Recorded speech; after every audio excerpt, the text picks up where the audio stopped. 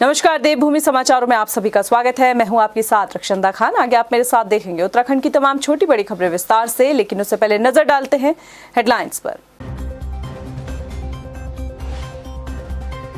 धामी सरकार में जल्द हो सकता है दायित्वों का बंटवारा। मंत्री राज्य मंत्री स्तर पर 86 पद खाली। होली से पहले कार्यकर्ताओं को मिल सकता है तोहफा। उत्तराखंड बोर्ड परीक्षाओं के परिणाम को लेकर और बेहतर बनाने की हो रही कोशिश। 2 सब्जेक्ट में फेल होने वाले परीक्षार्थी दे सकेंगे बैक पेपर। कैबिनेट में फैसले पर जल्द लगेगी मुहर। यूके SSC पेपर लीक मामले में एक और आरोपी गिरफ्तार। लंबे समय से फरार चल रहा था आरोपी रुपेंद्र जायसवाल। 25,000 का इनाम था घोषित।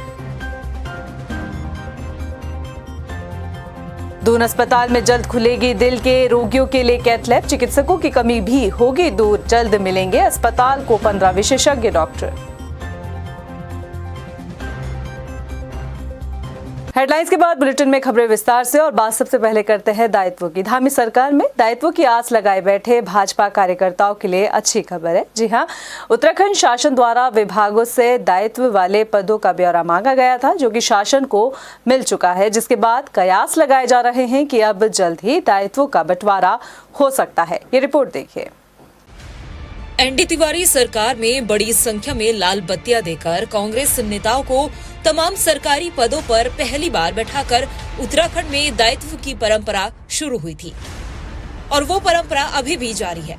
हालांकि अब लाल बत्तियां दायित्वधारियों को नहीं मिलती, लेकिन सरकारी विभागों में दायित्व की हनक नेताओं को मिल ही जाती है। उत्तराखंड की धामी सरकार ने कुछ दिनों पहले विभागों से दायित्व वाले खाली पदों का ब्यौरा मांगा था, जो सरकार को मिल चुका है। तो क्या कुछ स्थिति दायित्व वाले पदों की उत्तराखंड में है? चलिए आपको ग्राफिक्स के जरिए समझाते हैं। आयोग, निगम, परिषदों, समितियों में करीब 150 के आसपास मेंबर्स के पद खाली है। राज्य मंत्री स्तर के अध्यक्ष और उपाध्यक्ष के करीब 80 से ज्यादा पद खाली पड़े हुए हैं। इसके अलावा कैबिनेट मंत्री स्तर के दायित्वों के करीब 6 पद खाली है। दायित्व बंटवारे को लेकर बीजेपी के प्रदेश अध्यक्ष महेंद्र भट्ट का कहना है कि नामों पर मंथन हो चुका है। जल्द ही प्रदेश प्रभारी दुष्यंत गौतम से मुलाकात की जाएगी और नाम फाइनल होने के बाद मुख्यमंत्री को सौंपे जाएंगे। अंतिम दौर की बैठक होनी शेष है, और हमारे प्रभारी 21-22 तक हमने आग्रह किया है कि वो हमको समय देंगे और साथ बैठकर हम सूची माननीय मुख्यमंत्री का प्रेषित कर देंगे। वहीं दायित्वों की सुगबुगाहट की खबरों से नेताओं के चेहरों पर मुस्कान देखी जा सकती है। पार्टी से जुड़े रहे खासकर पुराने नेता अच्छे दिनों की उम्मीद कर रहे हैं, और दायित्व मिलने से कार्यकर्ताओं में नई ऊर्जा का संचार करने की बात भी कर रहे हैं। नहीं, जहाँ तक आप दायित्व की बात पूछ रहे हैं, मुझे लगता है कि हमारा मुख्यमंत्री बहुत लोकप्रिय है। कम समय में बहुत लोकप्रियता की ऊंचाई छुई है, और जहां संगठन और सरकार का इस समय जो है, मुझे लगता है कि दोनों का बहुत तादात्म्य है, बहुत तारतम्य है, और संगठन और सरकार एक साथ काम कर रही है। चाहे वो महामंत्री संगठन अजय जी हो, चाहे हमारे प्रदेश अध्यक्ष आदरणीय महेंद्र जी हो, और राज्य सरकार को चलाने वाले आदरणीय पुष्कर धामी जी मुख्यमंत्री हैं। तो निश्चित रूप से वो कार्यकर्ताओं के दायित्व देंगे, और दायित्व से भी क्या है कि उन्हीं को एक बल मिलेगा। कार्यकर्ता काम करेंगे, और कार्यकर्ता जो ये उनका अधिकार है। उत्तराखंड भाजपा में इन दिनों जहां दायित्व को लेकर कश्मकश चल रही है, तो वहीं भाजपा नेता जो पार्टी में खासी पहुंच रखते हैं, वो उम्मीद कर रहे हैं कि उन्हें दायित्व में अच्छे पद मिलेंगे।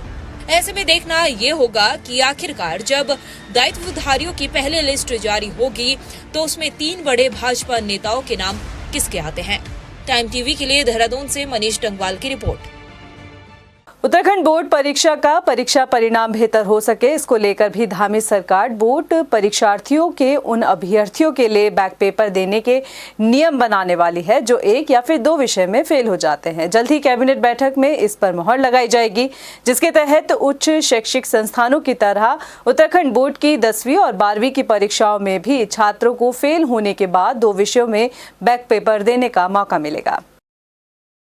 देखिए, इस बार हमने अपने प्री बोर्ड परीक्षाएं करा रहे हैं हर महीने, और बच्चों को जो हाई स्कूल के बच्चे हैं, जो इंटर के, जो बोर्ड के परीक्षा देने वाले हैं, उनको प्री परीक्षा एग्ज़ाम करा रहे हैं कि एग्ज़ाम में 3 घंटे कैसे उनको जो है तैयारी करनी है।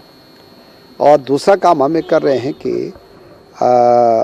जो 2 विषय में फेल होगा बच्चा, उसको इस बार अंक सुधार परीक्षा के लिए भी हम लोग एक प्रस्ताव ला रहे हैं। देखिए, उसका प्रस्ताव हमने बना करके भेजा हुआ है। उसमें शासन स्तर पर उस पर विचार चल रहा है और अलग अलग प्रदेशों में भी हमने इसका अध्ययन किया था, CBSE में भी किया था। कई प्रकार व्यक्तिगत समस्याएं होती हैं, किसी की कोई परेशानी होती है तो किसी परीक्षा में या विषय में नंबर कम आ जाते हैं या कोई परीक्षा छूट जाती है, तो उस विषम परिस्थिति से उबरने के लिए बच्चे का पूरा 1 साल न बर्बाद हो, उसको 2 विषयों में एक बार पृथक से मौका देने के लिए व्यवस्था की जा रही है। प्रदेश सरकार जल्द ही पंचायतों को मजबूत करने की कवायद शुरू करने जा रही है, जिसको लेकर विभागीय स्तर पर रोड मैप भी तैयार किया जा रहा है। प्रदेश के पंचायती राज मंत्री सतपाल महाराज ने कहा कि सरकार जल्द पंचायतों को मजबूत करने के लिए प्रतिबद्ध है और इसके तहत सरकार पंचायतों के उत्पादों को प्रोत्साहित करने भी जा रही है। इसके साथ ही पंचायतों में पॉली हाउस और एक्वा फार्मिंग को भी शुरू किया जाएगा। पंचायती राज मंत्री सतपाल महाराज ने बताया कि पंचायतों को मजबूत करने के लिए अभी हाल ही में केंद्र सरकार ने 132 करोड़ की धनराशि उत्तराखंड को दी है, जिससे उत्तराखंड में पंचायत भवनों का निर्माण किया जाएगा। मिनी सचिवालय के बारे में भी मंत्री ने जानकारी दी। चल रहा है और पंचायतों के अंदर हम चाहते हैं कि पंचायतें मजबूत हो। अगर पंचायतें मजबूत होंगी तो देश मजबूत होगा, हमारा राज्य मजबूत होगा।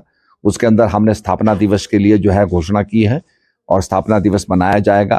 जो भी पंचायत का उत्पाद है उसको आगे बढ़ाने की कोशिश की जाएगी और हमारा यह है कि वहाँ पर पॉली हाउस हुआ, एक्वा फार्मिंग हुआ, उसको बढ़ावा दिया जाएगा। हम चाहेंगे कि आंवले और बांस का जो है वहाँ उगाया जाए, जिससे कि हमारे पंचायतों की इनकम बढ़े। इसके साथ साथ हमने कॉम्पैक्टर्स दिए हैं कि कूड़ा का जो है कॉम्पैक्ट करके और उसका विस्तारण किया जाए। शिक्षा विभाग रोजगार मेले का आयोजन करने जा रहा है और इस कार्यक्रम में मुख्यमंत्री पुष्कर सिंह धामी सीएम आवास में LT चयनित अभ्यर्थियों को नियुक्ति पत्र सौंपेंगे। शिक्षा महानिदेशक बंसीधर तिवारी ने बताया कि 1400 के लगभग LT के खाली पद हैं। वहीं काउंसलिंग के बाद अब चयनित अभ्यर्थियों को सरकार नियुक्ति पत्र सौंप रही है। 20 फरवरी को नियुक्ति पत्र दिए जाने का कार्यक्रम है। देखिए, लगभग 1400 हमारे LT के पद हैं जिन पे नियमित नियुक्तियां की जानी हैं और UKSSC ने इसकी रिकमेंडेशन हमको कर दिया था, तो उसमें हमारी काउंसलिंग की कार्रवाई पूर्ण हो चुकी है। जितनी रिकमेंडेशन आई थी उसमें से कुछ लोगों को माननीय मुख्यमंत्री जी के हाथों रोजगार मेले का आयोजन करके उनके हाथों नियुक्ति पत्र प्रदान किया जाना है। इसके लिए 20 तारीख की तिथि हम लोगों ने तय किया है। तो माननीय मुख्यमंत्री जी के हाथों रोजगार मेले में नियुक्ति पत्र दिया जाएगा। उसके साथ ही साथ पूरे प्रदेश में फिर इनको नियुक्ति पत्र जारी किया जाएगा। राज्यपाल retired lieutenant general Gurmeet Singh ने रविवार को देहरादून में राष्ट्रीय सैनिक संस्थान के 16वें राष्ट्रीय अधिवेशन में हिस्सा लिया। इस दौरान राज्यपाल ने अलग अलग क्षेत्रों में निस्वार्थ भाव से कार्य करने वाले राष्ट्रीय सैनिक संस्थान के सदस्यों को सम्मानित किया। कार्यक्रम में राज्यपाल ने संस्था की स्मारक का भी विमोचन किया। राज्यपाल लेफ्टिनेंट जनरल गुरमीत सिंह ने कहा कि राष्ट्रीय सैनिक संस्था राष्ट्र सर्वोपरि और राष्ट्र निर्माण के क्षेत्र में सराहनीय कार्य कर रही है। उन्होंने कहा कि संस्था के 90,000 से ज्यादा सदस्य एक विशाल परिवार का रूप ले चुके हैं, जो कि देश सेवा के महान संकल्प के साथ आगे बढ़ रहे हैं। UKSSC पेपर लीक मामले में एक और आरोपी हिरासत में लिया गया है। STF ने आरोपी रुपेंद्र जायसवाल को हिरासत में लिया है। पुलिस ने खुलासे में बताया कि रुपेंद्र ने राजेश चौहान से पेपर लेकर सादिक मूसा को पहुंचाया था। आपको याद हो तो राजेश RMS कंपनी का मालिक है, जो पेपर लीक मामले में शामिल है। आरोपी रुपेंद्र काफी वक्त से फरार चल रहा था। पुलिस ने आरोपी पर 25,000 का इनाम भी घोषित किया हुआ था। बता दें कि आरोपी के खिलाफ गैंगस्टर एक्ट के तहत कार्रवाई होगी। प्रदेश के सबसे बड़े अस्पताल दून मेडिकल कॉलेज में आने वाले मरीजों के लिए राहत की खबर है। दून अस्पताल को विशेषज्ञ डॉक्टर मिलने की बात सामने आई है। दरअसल दून मेडिकल कॉलेज में विशेषज्ञ डॉक्टरों की कमी थी, लेकिन अब जल्द इस कमी को दूर कर लिया जाएगा। दून मेडिकल अस्पताल को 15 विशेषज्ञ डॉक्टर मिलेंगे। जी हाँ, अभी हमारे पास लगभग सभी विभागों में विशेषज्ञ चिकित्सक हैं, लेकिन क्योंकि जो पेशेंट का जिस तरीके से लोड है और ताकि मरीजों को इंतज़ार कम से कम करना पड़े और जो भी उनको जो है उपचार यहाँ पर आवश्यकता होती है, चाहे वो ऑपरेशन हो, चाहे वो भर्ती की सुविधा हो, तो हम चाहते हैं कि अधिक से अधिक जो है विशेषज्ञ चिकित्सक यहाँ पर तैनात हो, ताकि अधिक से अधिक जो है मरीजों को सुविधा मिले। दून मेडिकल अस्पताल में अब मरीजों के लिए कैथ लैब खुलने जा रही है। अस्पताल प्रशासन की माने तो कैथ लैब का अमूमन काम पूरा हो गया है। आने वाले 2 महीनों में कैथ लैब तैयार हो जाएगी, जिसका फायदा अस्पताल में आने वाले हार्ट संबंधित मरीजों को मिलेगा। देखिए, दून चिकित्सालय में अभी तक सभी विशेषज्ञ चिकित्सकों के माध्यम से विशेष चिकित्सा सुविधाएं दी जा रही हैं और हृदय रोगियों के लिए यहाँ पर जितने भी जांचें हो सकती हैं और भर्ती होने की सुविधा और एको और टीएमटी आदि सभी सुविधाएं यहाँ पर मौजूद हैं। केवल एक कैथ लैब की आवश्यकता जो कई वर्षों से थी, वो कैथ लैब को जो स्थापना की जो भी कार्यवाही थी वो पूरी हो चुकी है और जैसे ही जो है इसकी अनुमति मिल जाती है और शीघ्र ही जो है मुझे लगता है 2 महीने के अंतर्गत यहाँ पर कैथ लैब प्रारंभ हो जाएगा। हल्द्वानी के नैनीताल रोड पर मौजूद नगर निगम का एक पार्क लोगों के लिए आकर्षण का केंद्र बना हुआ है। दरअसल इस पार्क को वेस्ट मटेरियल से सजाया गया है। इस पार्क को सजाने के लिए प्लास्टिक की पुरानी बोतल सहित टूटी टाइल और अन्य कबाड़ का प्रयोग किया गया है, जिससे इसकी खूबसूरती पर 4 चांद लगे नजर आ रहे हैं। नगर आयुक्त पंकज उपाध्याय ने बताया कि इस पार्क को सजाने के लिए वेस्ट मटेरियल का प्रयोग किया गया है। साथ ही पार्क के चारों तरफ कुमाऊनी संस्कृति की झलक भी देखी जा सकती है। देखिए, वेस्ट वंडर पार्क एक प्रतीक होता है सोसाइटी के लिए कि वेस्ट केवल वेस्ट नहीं है, उसमें बहुत सारी गुण भी होते हैं। वो एक संपत्ति के रूप में भी होता है। जैसे हमारे घरों से कोई प्लास्टिक है, शीशे हैं, इलेक्ट्रॉनिक डिवाइसेस हैं, वो सारी चीज़ें हम जैसे कूड़े की तरफ फेंकते हैं तो वो हमारे लिए हैजार्डस हो जाता है। लेकिन अगर हम उसको सही तरीके से संचित करें या नगर निगम को उसको सेग्रीगेट करके दें या आप जो कबाड़ी खरीदने वाले लोग होते हैं उनको बेचें, तो एक तो हमारे कूड़े में नहीं आता है और दूसरा वो रिसाइकिल होकर के फिर से हमारे समाज के काम में आ जाता है। सोमवती अमावस्या स्नान पर्व पर अधिकारी और पुलिस बल की ब्रीफिंग के लिए आ रहे हरिद्वार एसएसपी अजय सिंह की गाड़ी को पीछे से टक्कर मार दी गई। गनीमत ये रही कि उस दौरान गाड़ी में एसएसपी मौजूद नहीं थे। एसएसपी जिलाधिकारी विनय शंकर की गाड़ी में मौजूद थे। वहीं राजधानी देहरादून की रायपुर पुलिस ने मयूर विहार क्षेत्र में हुई चोरी का खुलासा किया है। पुलिस ने आरोपी किशन को हिरासत में लिया है। आरोपी के पास से पुलिस को चोरी की हुई 1 लाख की रकम भी मिली है। आरोपी पहले भी चोरी को अंजाम देकर जेल जा चुका है। 9 तारीख को मयूर विहार क्षेत्र में ये श्रीमती पूजा राठी के घर में एक चोरी हुई थी और 11 तारीख को मामला पंजीकृत किया गया था। इस मामले को अनावरण करने के लिए हमने 4 टीमें गठित की थी एसपी सिटी के नेतृत्व में और पूरे घटनाक्रम को जानकारी करने के लिए उसमें पतारसी सुरागसी के लिए हमने 140 के लगभग सीसीटीवी फुटेज को खंगालने के बाद ये मुलजिम जो है शमशाद उर्फ धर्मेंद्र पुत्र शौकत अली, ये निवासी रसूलपुर बिहार रोड चिलकाना सहारनपुर का रहने वाला है। इसकी अरेस्टिंग हुई है। इसके पास से लगभग 35 लाख का जो सामान है जेवरात वो बरामद हुए हैं। रुड़की के झबरेड़ा थाना क्षेत्र के सुसाडी कला के जंगल में युवक का शव पेड़ पर लटका मिला, जिससे हड़कंप मच गया। घटना की जानकारी पर मौके पर पहुंची पुलिस ने शव को कब्जे में लिया। बता दें कि परिजन हत्या की आशंका जता रहे हैं। रात से 8:30 बजे करीब फ़ोन करा था। मैंने सब पूछा, मैं भाई घर नहीं आ रहेगा, तो इसने मुझे कहा अभी तो मैं नहीं रहा कि मुझे आड़ नहीं दे रहे हैं फिलहाल, तो नुकारे डंगर बांध कर जाने का और घास घेर कर जब जाने का काट कर भी जाने का। तो फिर मैंने कहा मगा तू आ जा घर, मगा देख ली थोड़ा बहुत काम होगा। लक्सर में पुलिस ने चेकिंग के दौरान 3 शातिर चोरों को हिरासत में लिया है। आरोपी की निशानदेही पर पुलिस ने चोरी की हुई 15 मोटरसाइकिल भी बरामद की। पुलिस ने बताया कि 2 अपराधी अभी भी फरार है, जिन्हें तलाश किया जा रहा है। साथ ही इन आरोपियों से पूछताछ भी की जा रही है। इनका आपराधिक इतिहास भी खंगाला जा रहा है। दोपहिया वाहनों की लगातार हो रही चोरियों के अनावरण हेतु एसएसपी हरिद्वार सर के द्वारा निर्देश दिए गए थे। उक्त निर्देश पर अमल करते हुए इंस्पेक्टर लक्सर अमरजीत के नेतृत्व में टीम के द्वारा आज दौरान चेकिंग 3 अभियुक्तों को गिरफ्तार किया गया है। 2 अभियुक्त मौके का फ़ायदा उठाकर भाग गए।